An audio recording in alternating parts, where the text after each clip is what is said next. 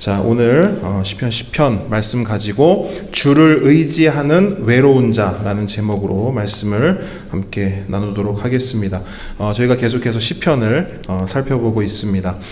지금까지 시편을 쭉 살펴보면서 특징이 한 가지가 있더라고요. 특히 다윗 시에서 나타나는 특징인데, 그것은 뭐냐면 의인과 악인이 대비된다는 거예요. 의인과 악인의 갈등이 계속해서 시의 소재로 등장한다는 것입니다.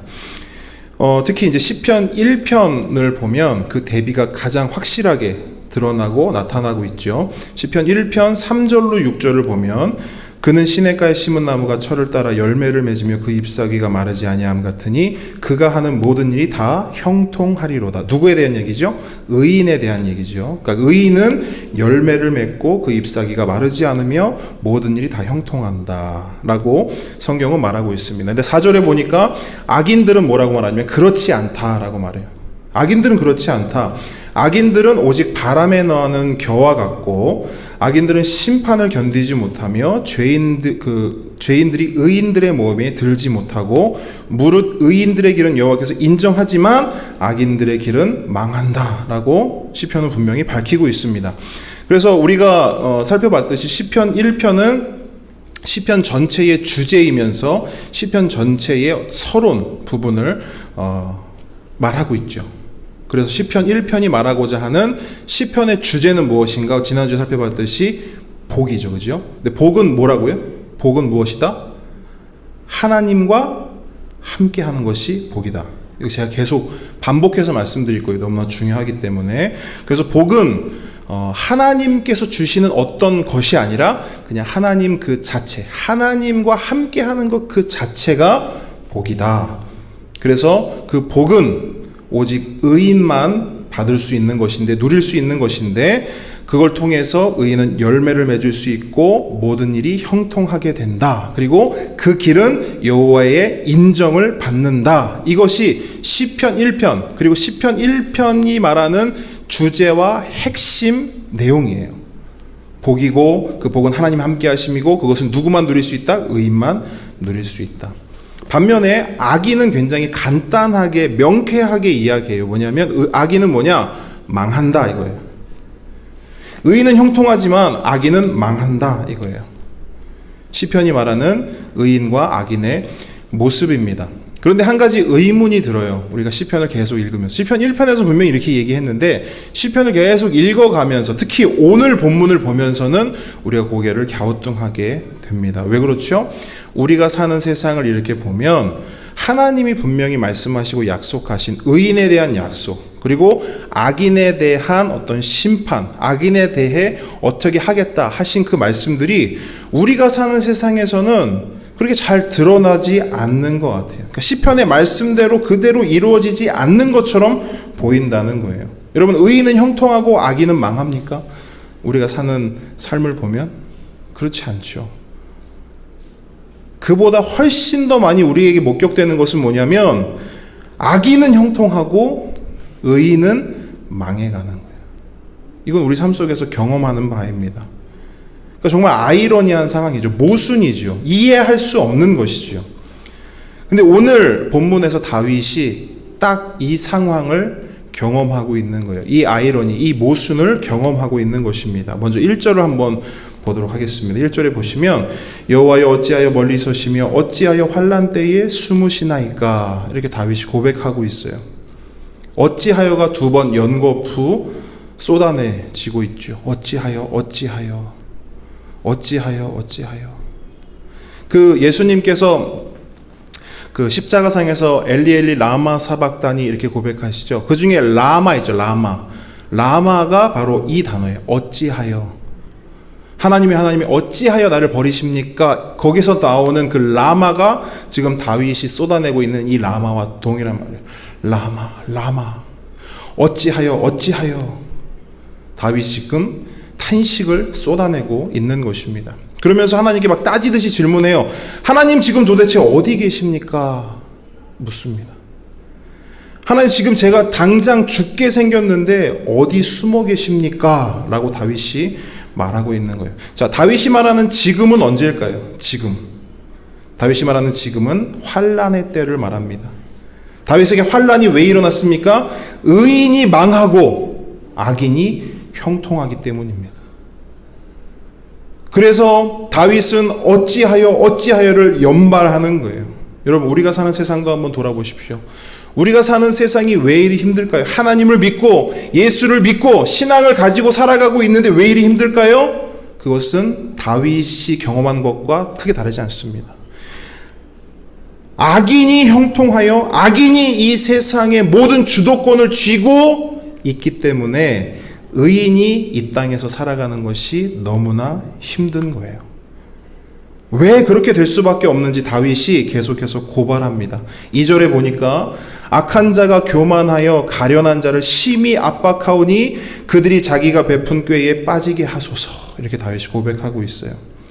이 2절은 11절까지 기록된 악인들의 특성과 악인들의 행위를 종합하고 그 다음에 요약해 놓은 본문이에요. 2절이. 그래서 악인들의 특징을 딱 한 가지로 말합니다. 그 특징은 뭐냐면 교만이에요. 교만. 악한 자가 교만하다라는 거예요. 근데 3절부터 11절까지를 쭉 보면 이 교만이 두 가지 교만으로 드러나고 나타납니다. 먼저 첫 번째 교만은 수직적 교만이에요. 그리고 두 번째 교만은 수평적 교만이에요. 어떻게 그 수평적, 수직적 교만이 드러나고 있는지 한번 살펴보도록 하겠습니다. 먼저 수직적 교만을 한번 살펴볼 텐데요. 이 수직적 교만은 누구를 향한 교만일까요? 수직. 하나님을 향한 교만. 그죠? 수직적 교만은 3절과 6절 그리고 11절에 기록되어 있습니다. 자, 3절을 먼저 보도록 하겠습니다. 악인은 그의 마음의 욕심을 자랑하며 탐욕을 부리는 자는 여호와를 배반하여 멸시하나이다.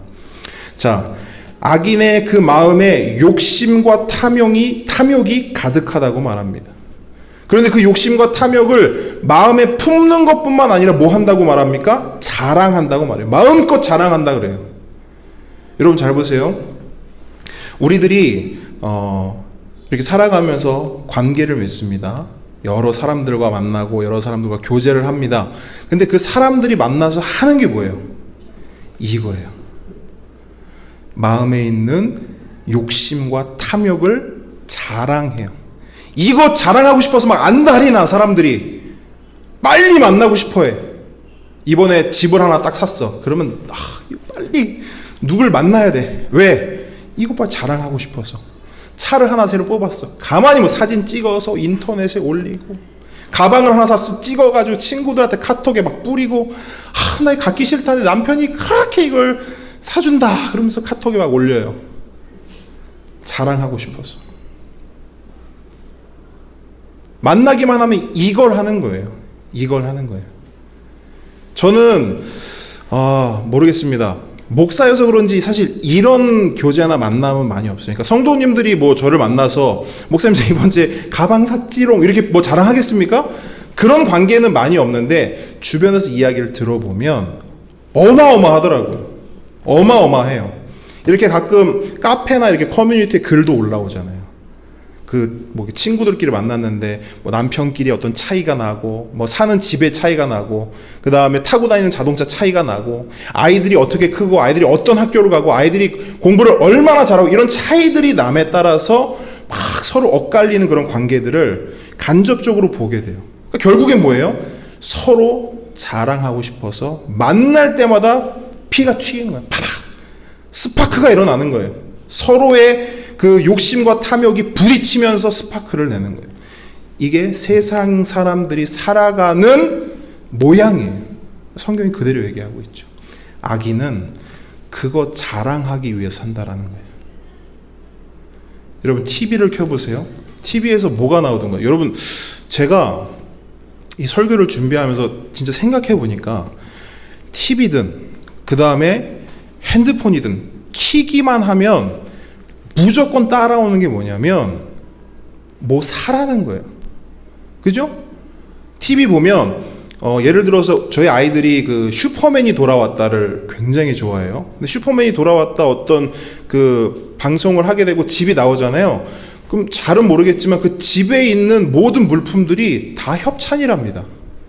아이들 쓰는 수저부터 아이들 쓰는 접시, 쟁반, 소파, TV, 무슨 뭐 공기청정기, 뭐 청소기 이런 게 협찬이 다 들어온대. 그러니까 뭐냐면 그걸 보면서 계속 우리는 뭘 보고 있는 거냐면 아이들을 보고 있는 게 아니고 아이들이 가지고 놀고 아이들이 살아가는 그 환경 속에 있는 여러 가지 제품들을 보는 거예요. 그러면서 마음에 어떤 생각이 드냐면 나도 저런 집 살고 싶다, 저렇게 살고 싶다, 저거 갖고 싶다. TV가 예전에는 방송과 방송 사이에 나오는 것만 광고인 줄 우리는 알았어요. 그게 아닌 거예요. 프로그램 중에 나오는 모든 게 광고예요. 그 광고의 목적은 뭐다? 이거 사세요. 이거 갖고 싶지 않아요? 여러분 마음에 욕심 있지 않아요? 여러분 마음에 탐욕 있지 않아요? 그 TV를 보면 때로는 마음이 허해지는 거예요. 왜? 갖고 싶고 소유하고 싶은데 그게 안 되니까. TV만 그런 게 아니에요. 서점에 가보세요. 서점에 가서 베스트셀러를 보시면 다 이거예요. 내 안에 있는 욕심과 탐욕을 부추기거나 혹은 그것을 극대화시키는 것들이 거의 대부분 베스트셀러 탑으로 올라가 있습니다. 우리 주변에 있는 것들을 이렇게 보면 사고 싶은 게 왜 이렇게 많고 가고 싶은 곳이 왜 이렇게 많으며 먹고 싶고 소유하고 싶은 게 얼마나 많은지 모르겠습니다. 정말 정신을 차릴 수가 없을 정도로 우리 안에 있는 욕심과 탐욕을 부추겨요, 세상이. 그리고 어떻게 하다 그걸 하나 소유하게 되면 뭐 합니까? 자랑하고 싶어 해요. 그게 우리의 본성이라는 거예요. 저와 여러분의 내면을 한번 살펴보겠습니다. 여러분까지 가지 않아도 제가 설교를 준비하면서 제 내면을 보니까 이미 제 안에 욕심과 탐욕이 가득하더라고요. 이미. 여러분 어떻습니까? 묻지 않아도 이미 내 안에 그 욕심과 탐욕이 가득한 것을 발견하게 됩니다. 근데 이걸 언제까지 이걸 질질 끌고 가야 되는가 고민이 되는 거예요. 하나님, 나는 하나님 백성답게 하나님만 의지하고 하나님만 붙잡고 살아가고 싶은데 내 안에 있는 욕심과 탐욕이 언제까지 질질 끌고 가야 할까요? 그러면서 결론이 있어서 이게 반드시 해결해야 할 것이구나 라는 생각이 들었어요. 왜냐하면 오늘 본문 말씀을 보세요. 마음의 욕심을 자랑하며 탐욕을 부리는 자는 어떻게 한대요? 여호와를 배반하여 멸시하나이다. 가룟 유다가 딱 떠올랐어요. 그 안에 욕심과 탐욕이 있으면 정해진 거예요. 정해져 있어요, 이미. 그는 그 욕심으로 인하여서 그 탐욕으로 인하여서 여호와를 배반하고 여호와를 멸시할 것이다. 예언적 성격을 가지고 말하고 있는 거예요. 근데 여러분 정말 그렇습니다. 구약에서 시편에서만 이렇게 얘기하고 있는 게 아니에요. 여러분 골로새서 3장 5절 한번 찾아보겠습니다. 골로새서 3장 5절 말씀이에요. 신약의 326페이지 한번 찾아보세요. 골로새서 3장 5절.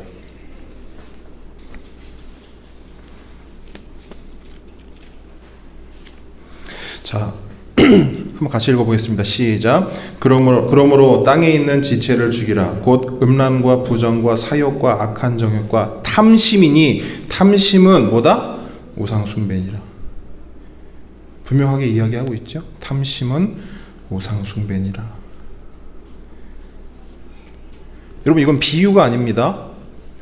탐심 같은 것은 우상숭배다 아니고요. 탐심, 시편에서 말하는 바 욕심과 탐욕은 그냥 그 자체로 우상숭배라는 거예요. 말씀 하나 더 찾아볼게요. 에베소서 한번 찾아보겠습니다.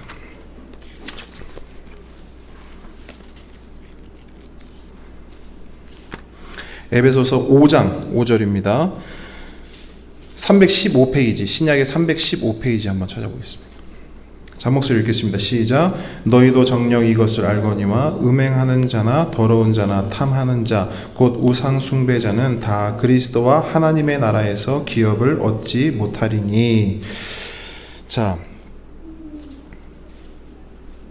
음행하는 자 그리고 더러운 자 그리고 그들과 동일선상에 두고 있는 게 있어요. 탐하는 자. 이건 뭐냐? 우상숭배다. 더 심각한 거, 우상 숭배자는 그리스도와 하나님 나라에서 기업을 얻지 못한다라고 말하고 있어요. 여러분, 나무와 돌에 절하는 것만 우상 숭배일까요? 이건 문화거든요. 나무와 돌, 우리가 성경에 보면 우상 숭배에 대한 이야기들이 많이 나와요. 특히 구약에. 근데 그때 당시 문화를 잘 이해하셔야 돼요. 고대 근동 지방에는 돌이나 나무나 어떤 형상을 품는 것, 그것이 우상 숭배 문화였어요. 근데 여러분, 우리가 살아가는 이 시대에 그런 게 있나요? 이 시대에 누군가가, 물론 그런 사람들도 일부 있죠. 어떤 형상을 믿고 돼지머리에 절을 한다던가, 아니면 여전히 나무나 돌이나 뭐 해나 달이나 눈에 보이고 손에 잡히는 어떤 것을 우상 숭배하죠. 그런데 지금 우리가 살아가는 이 시대의 우상 숭배 문화는요, 눈에 보이지 않는 것입니다. 그럼 이 시대의 우상 숭배는 뭔지 아세요? 탐심. 아까 제가 말씀드렸죠. 눈 뜨고 내 손에 가장 가까이 있는 핸드폰 키잖아요. 이 안에서 우리의 탐심을 자극한다니까요. TV를 키면 그 안에서 우리에게 이거 사세요, 저거 사세요, 이거 좋지 않아요, 이거 갖고 싶지 않아요? 마음껏 떠들어대죠. 근데 그 탐심이, 우리는 문화라고 생각하죠. 소비 문화라고 생각하잖아요. 돈을 벌었으니까 그 돈을 좀 써야지. 갖고 싶은 게 있으면 돈을 더 많이 벌어야지. 내 몸을 더 혹사해서라도, 내 시간을 더 투자해서라도 그 어떤 것을 갖기 위해서는 내가 희생을 해야지. 집이 갖고 싶으면 열심히 일해야지. 차가 갖고 싶으면 열심히 내가 돈을 벌어야지. 그래서 그걸 가져야지. 그게 뭐다?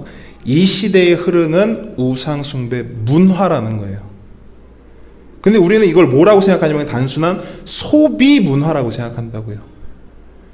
현대 시대에 가질 수 있고 소유할 수 있고 누릴 수 있는 것들이 많다 보니까 그냥 그것들을 그냥 누리고 그냥 소유하고 그것들을 이용하는 것, 그냥 그 정도 수준에서만 생각한다. 그러나 성경은 그렇게 보지 않는단 말이에요. 탐심은 우상 숭배다라고 분명하게 말하고 있습니다. 그리고 우상 숭배자들은 하나님의 기업을 받을 수 없다. 하나님 나라 들어갈 거 꿈도 꾸지 마라 라고 성경은 분명하게 말씀하고 있죠. 아까 말씀드렸습니다. 이건 비유가 아닙니다. 그냥 우리에게 하시는 말씀이에요. 그냥 그대로입니다. 설교를 준비하면서 생각해 봤어요. 나는 뭘 자랑하고 싶은가? 지금까지 뭘 그렇게 자랑하면서 살았지? 내가 앞으로 살아갈 때 내가 뭘 자랑해야 하는가? 시편에서는 악인들은 그들의 욕심과 탐욕을 자랑한다고 했는데, 그러면 악인이 아닌 의인인, 복 있는 사람인, 하나님의 백성인, 하나님의 교회인 우리는 뭘 자랑해야 하는가? 바울은 갈라디아에서 이렇게 고백해요. 갈라디아서 6장 14절에 보니까 그러나 내게는 우리 주 예수 그리스도의 십자가 외에 결코 자랑할 것이 없으니.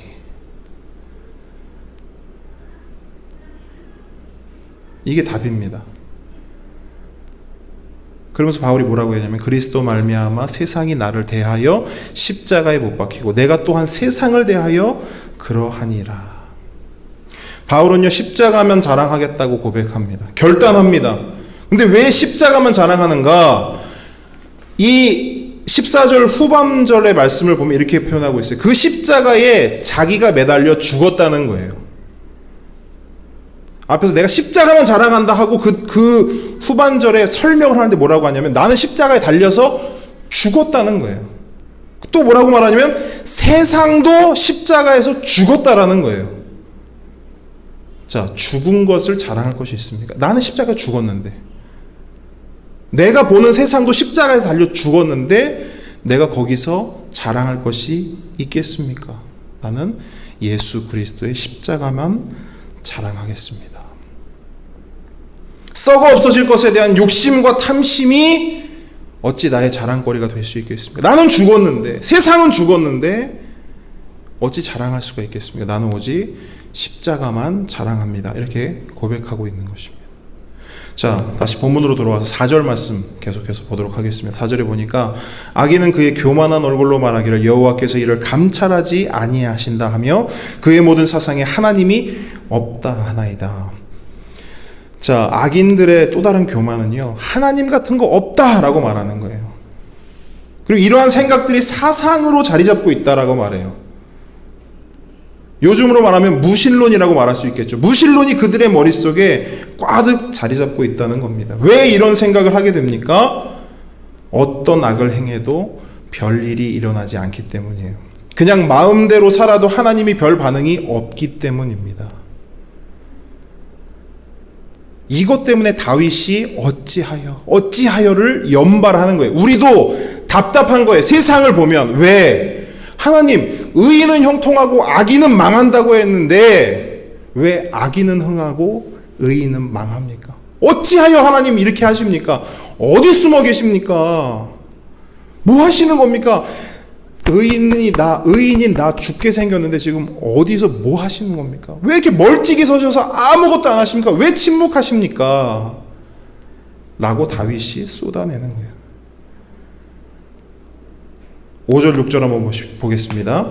그의 길은 언제든지 견고하고 주의 심판은 높아서 그에게 미치지 못하오니 그는 그의 모든 대적들을 멸시하며 그의 마음에 이르기를 나는 흔들리지 아니하며 대대로 환난을 당하지 아니하리라 하나이다. 악인들의 고백이에요.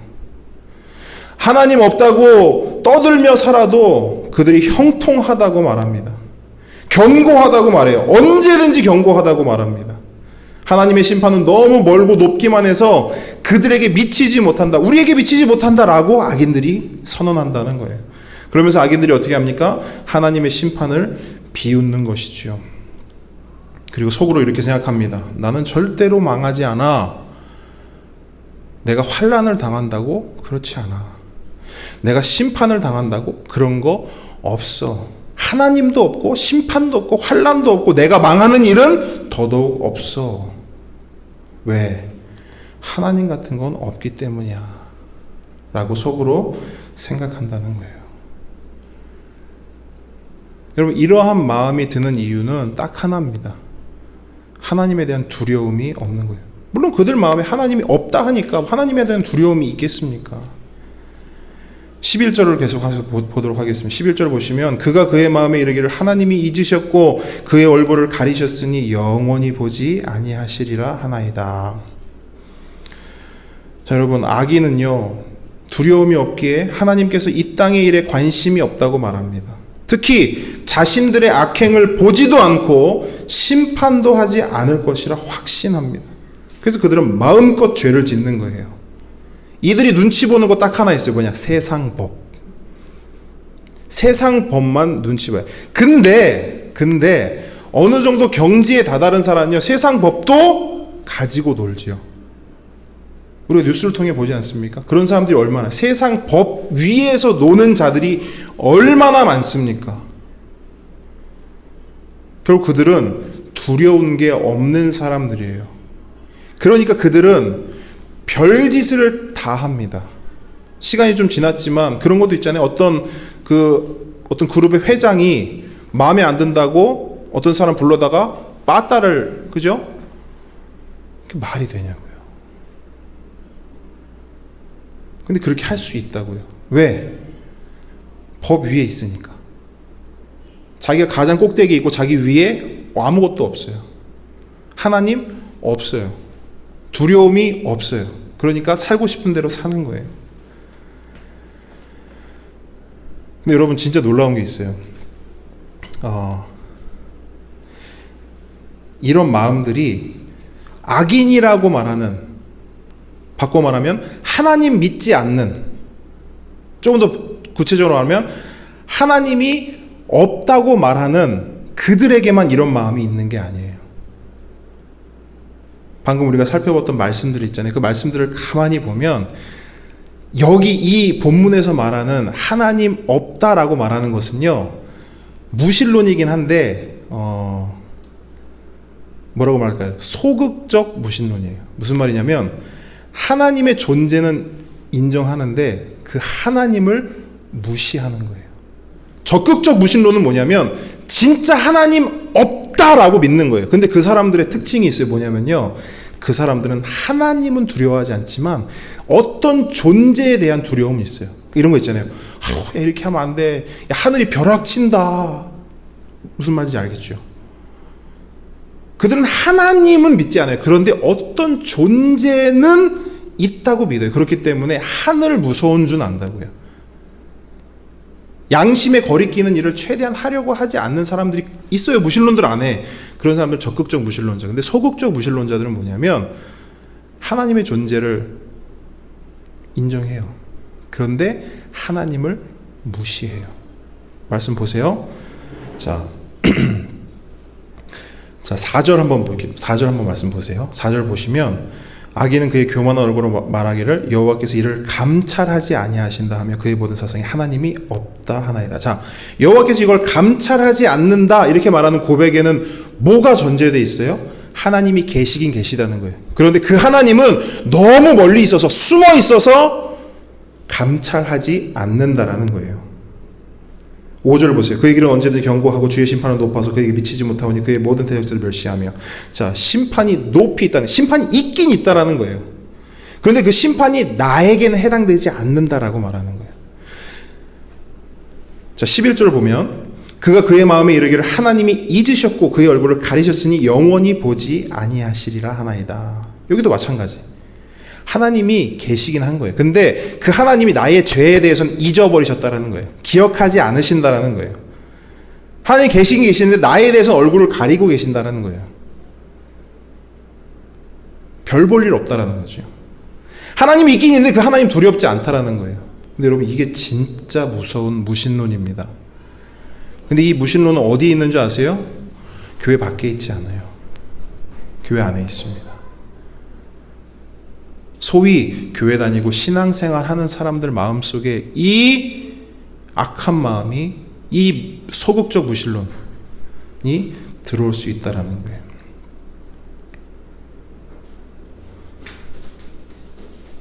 근데 이런 마음들이 언제 튀어나오냐면 하나님을 향한 두려움이 사그라지면 툭 튀어나와요. 하나님이 익숙해지면 툭 튀어나와. 하나님이 만만해지면 툭 튀어나오고요. 하나님을 우습게 여기면 툭 튀어나옵니다. 그래서 우리에게 필요한 마음이 뭐냐면 하나님을 두려워하는 거예요. 그런데 여기서 말하는 두려움은 막연한 무서움이나 공포를 말하는 게 아니에요. 하나님만 말하면 덜덜덜 떨면서 아우 무서워 무서워 이런 하나님을 말하는 게 아니에요. 성경에서는 이 두려움, 우리에게 필요한 이 두려움을 뭐라고 표현하냐면 경외함이라고 말해요. 경외함. 시편 2편을 한번 보겠습니다. 시편 2편 11절을 한번 볼게요. 시편 2편 11절을 보면 이 경외함을 아주 잘 표현하고 있어요. 뭐라고 말하냐면 여호와를 경외함으로 섬기고 떨며 즐거워할지어다. 이 말을 풀어 말하면 이거예요. 하나님을 떨림으로 섬기고 하나님을 떨림으로 예배하고 하나님을 떨림으로 모시고 동시에 하나님을 즐거워하는 것이 경외함이라는 거예요. 두 가지가 있어요, 같이. 두려움만 있는 게 아니에요. 하나님을 막 예배하는데 하나님의 그 경외함이 이루 표현할 수 없는 그 압도당하는 하나님의 그 임재가 너무 두려운데 내 안에서는 기쁨이 솟아나는 거예요. 이 두 가지 마음이 공존한다고요.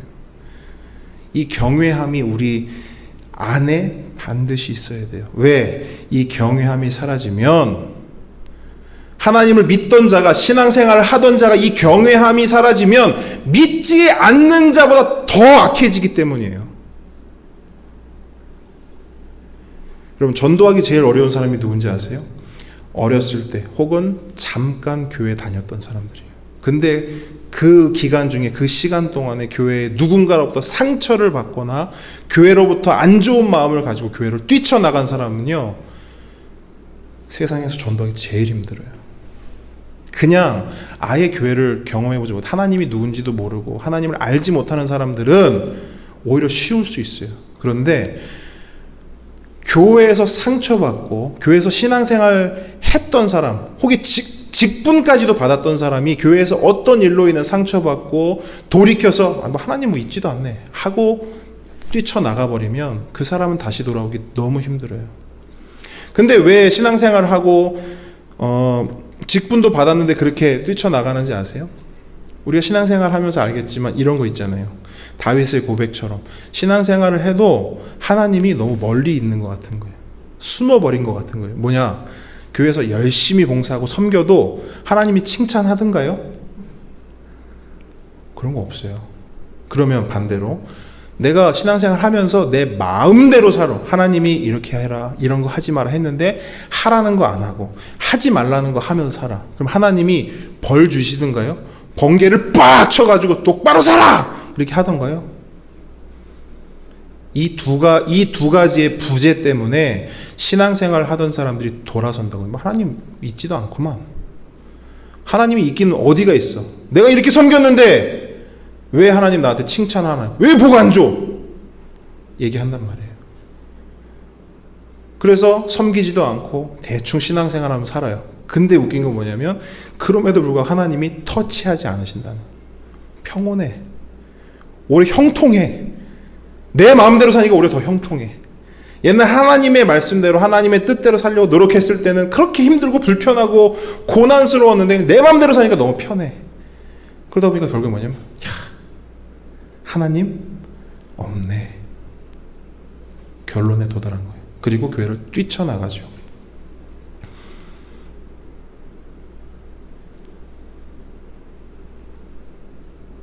근데 이렇게 되면 정말 돌이키기가 어렵습니다. 돌이키기가 어려워요. 그러므로 우리에게 필요한 건 뭐냐면 매 순간 하나님을 경외하는 마음이 우리에게 있어야 할 줄 믿습니다. 하나님을 경외해야 돼요. 자, 3절과 6절 그리고 11절을 통해서 악인의 수직적 교만을 살펴봤습니다. 자, 악인의 두 번째 교만은 수직적 교만했으니까 이제 뭐예요? 수평적 교만입니다.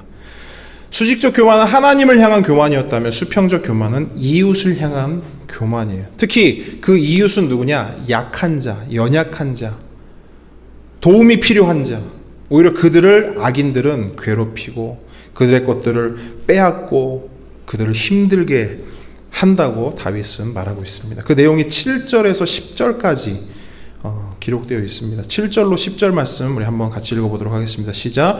그의 입에는 저주와 거짓과 포악이 충만하며 그의 혀 밑에는 잔해와 죄악이 있나이다. 그가 마을 구석진 곳에 앉으며 그 은밀한 곳에서 무죄한 자를 죽이며 그의 눈은 가련한 자를 엿보나이다. 사자가 자기의 굴에 엎드린 같이 그가 은밀한 곳에 엎드려 가련한 자를 잡으려고 기다리며 자기 그물을 끌어당겨 가련한 자를 잡나이다. 그가 굽으려 엎드리니 그의 포악으로 말미암아 가련한 자들이 넘어지나이다. 자, 7절에서는 악인의 말에 대해서 묘사하고 있어요. 악인의 입에서 저주와 거짓말과 폭언이 쏟아져 나온다라는 거예요. 그래서 여러분, 악인들은 말로 사람을 죽입니다. 말로 사람을 사회에서 매장시켜 버려요. 그래서 메시지 성경을 보면 그 악인들의 말과 그 다음에 악인들의 입에 대해서 이렇게 표현을 하고 있어요. 악인의 혀는 살모사처럼 독을 내뱉습니다. 살모사처럼 독을 내뱉습니다. 그러니까 악인들이 던지는 말 한마디 한마디가 독이고 그 말로 인해서 사람을 죽인다는 거예요.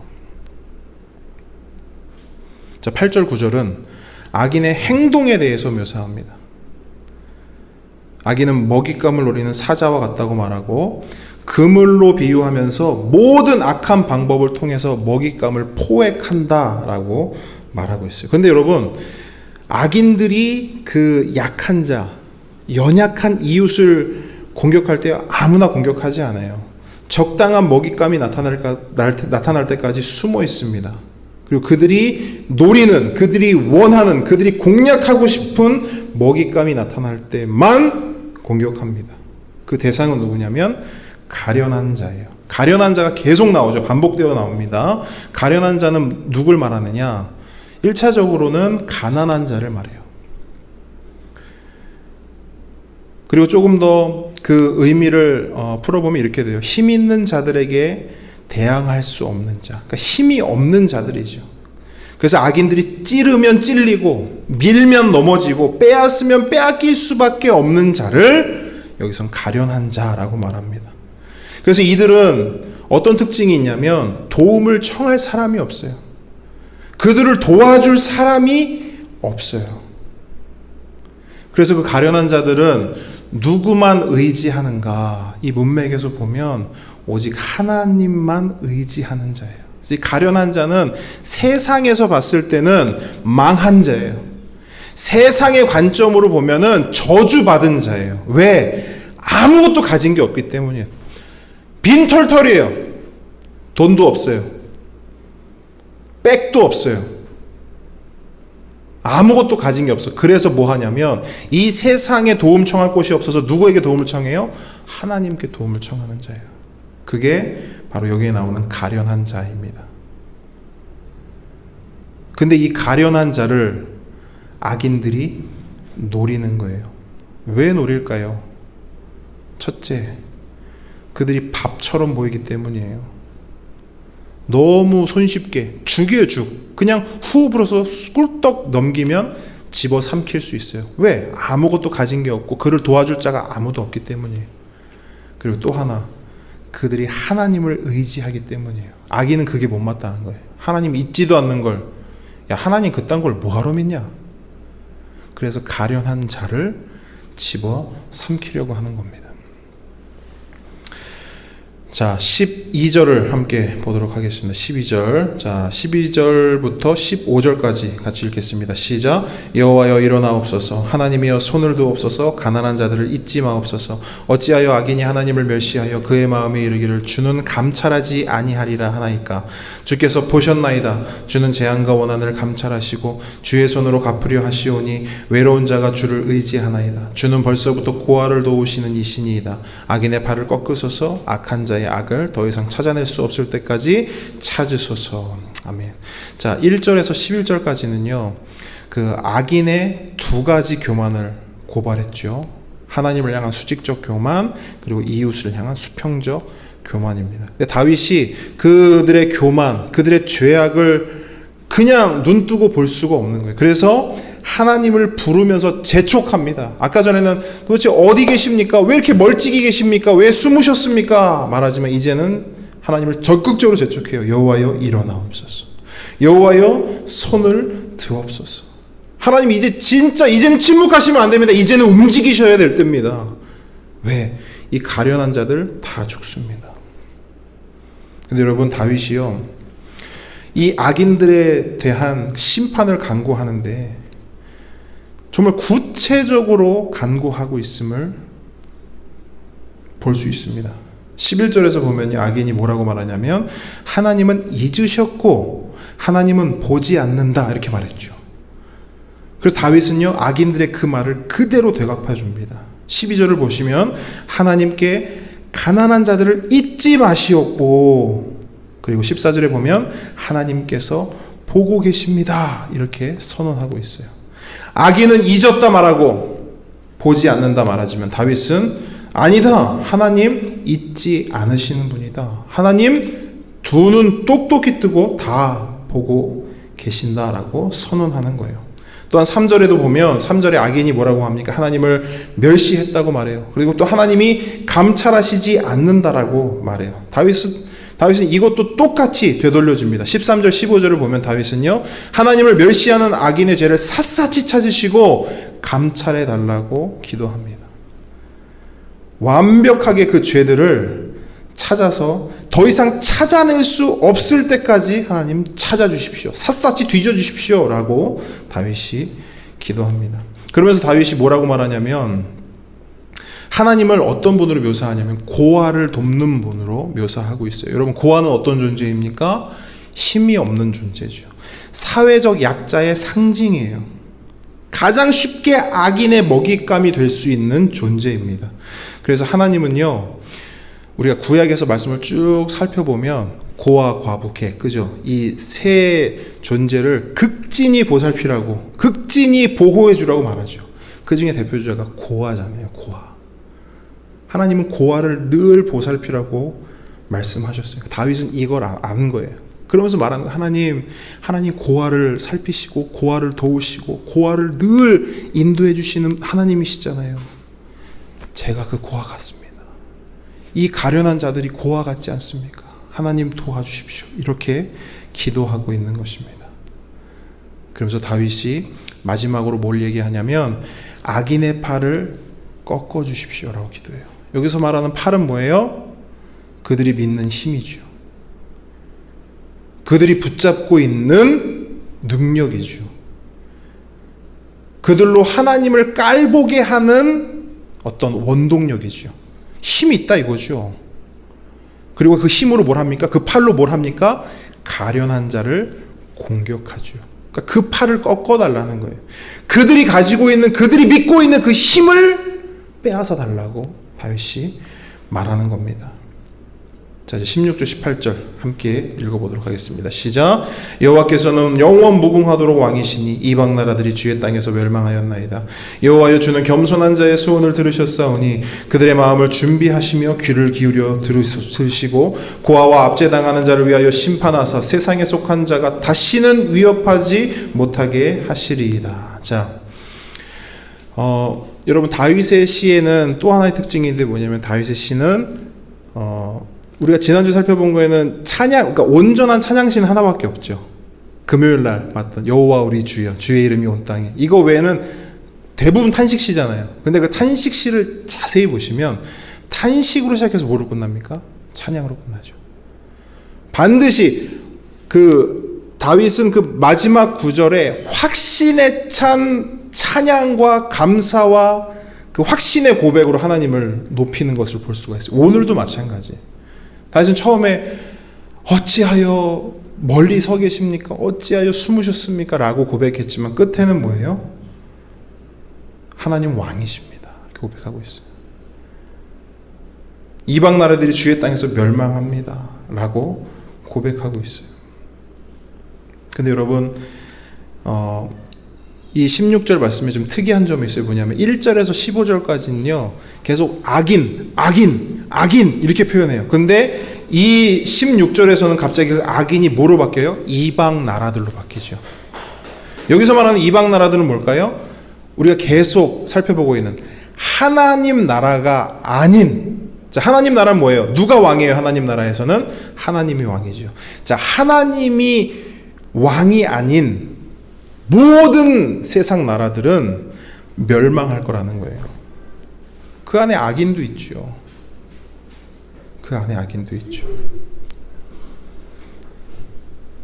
그리고 17절 18절을 보면 기도 응답과 구원을 이제 강력하게 다윗이 확신하게 됩니다. 그리고 여기서 비로소 악인과 가련한 자의 운명이 뒤바뀌게 돼요. 그러니까 최종 그림을 다윗이 말하고 있는 거예요.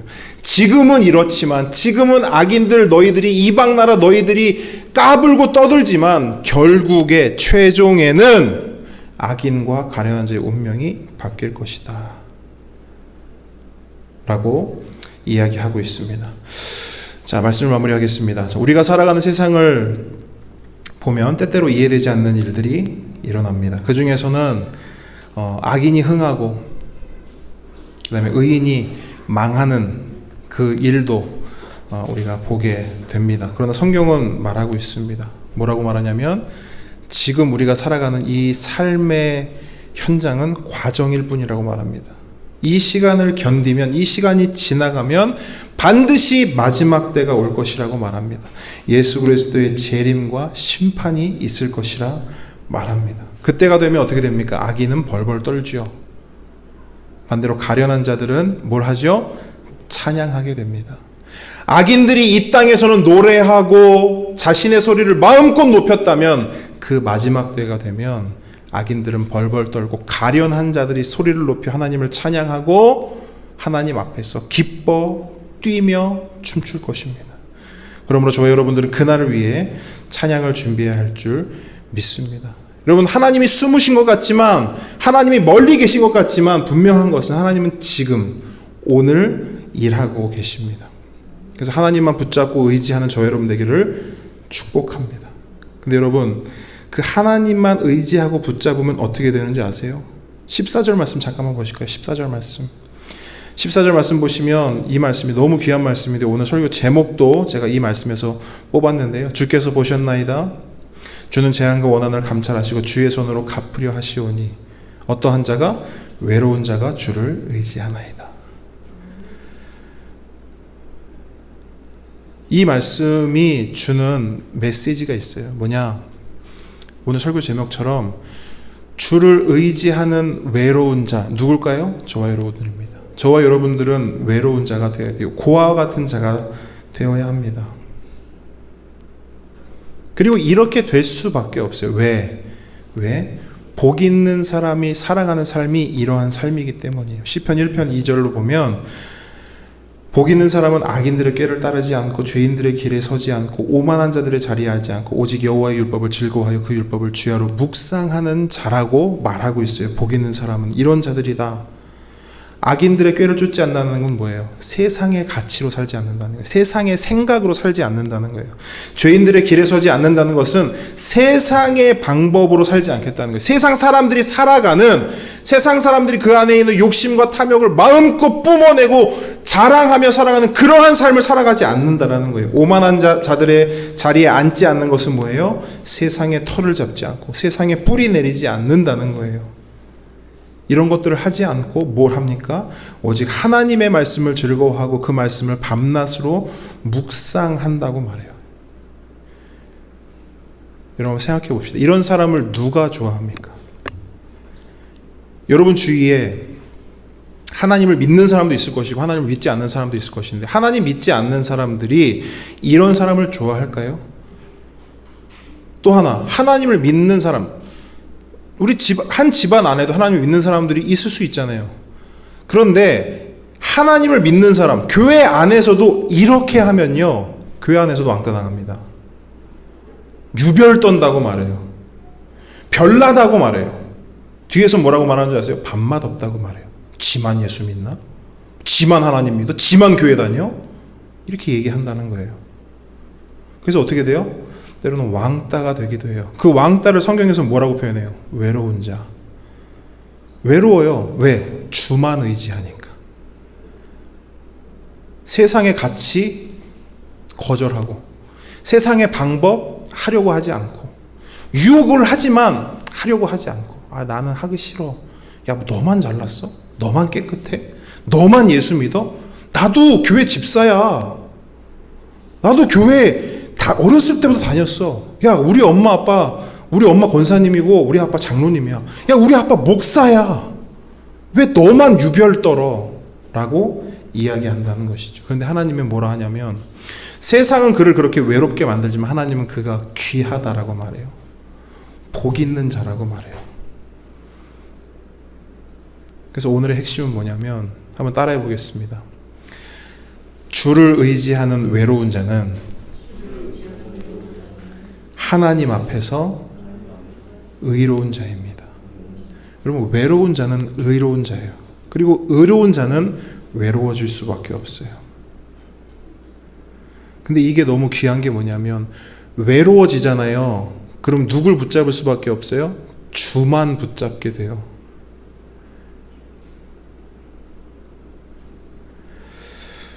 주중에 한 성도님과 통화를 했어요. 두 가지 이야기를 했거든요. 첫째는 이거예요. 목사님, 요즘 매일매일이 너무 힘듭니다. 이게 첫 번째 이야기였어요. 근데 여기까지만 이야기했으면 제가 막 권면도 하고 힘내십시오 이렇게 했을 텐데 두 번째 말을 딱 들었을 때는 오히려 제가 힘이 되고 제가 위로를 얻었어요. 뭐라 얘기하냐면 첫 번째, 목사님 요즘 매일매일이 너무 힘이 듭니다. 두 번째 뭐라 하냐면 근데요, 하루하루를 말씀이 있어서 살 수 있습니다. 이렇게 얘기하는 거예요. 이건 거예요. 저는 이것처럼 귀한 게 있을까 싶습니다. 하나님 앞에서 뭔가 대단한 걸 한다? 대단하게 신앙생활 한다? 그래서 저는 잘 모르겠어요. 저는 말씀을 읽고 공부하고 알아가면 알아갈수록 그런 게 없는 것 같아요. 하나님은 우리가 생각하는 거랑 좀 다른 것 같아요. 우리가 생각했을 때는 우리가 뭔가 좀 더 대단한 자리, 뛰어난 자리, 뭔가 영향력 끼칠 수 있는 자리에 가서 하나님의 일을 하고 그 자리에서 하나님의 영광을 높이면 그게 하나님의 일이고 하나님을 멋지게 섬기는 거라고 우리는 생각하지만 하나님은 오히려 그렇지 않더라고요.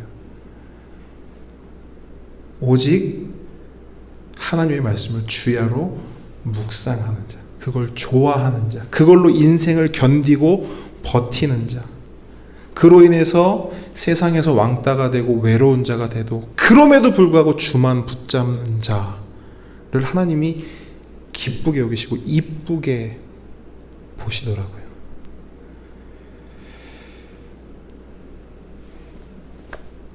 이런 삶을 저와 여러분이 살아갔으면 좋겠습니다. 그리고 우리 살아가고 있습니다. 살아가고 있고 외로운 자가 되는 거 두려워하지 않았으면 좋겠어요. 제가 요새 그런 삶을 살아가고 있어요. 말씀을 더 붙잡으면 붙잡을수록 외로워집니다. 여러분, 주님을 붙잡으면 붙잡을수록 외로워져요. 근데 걱정하지 마세요.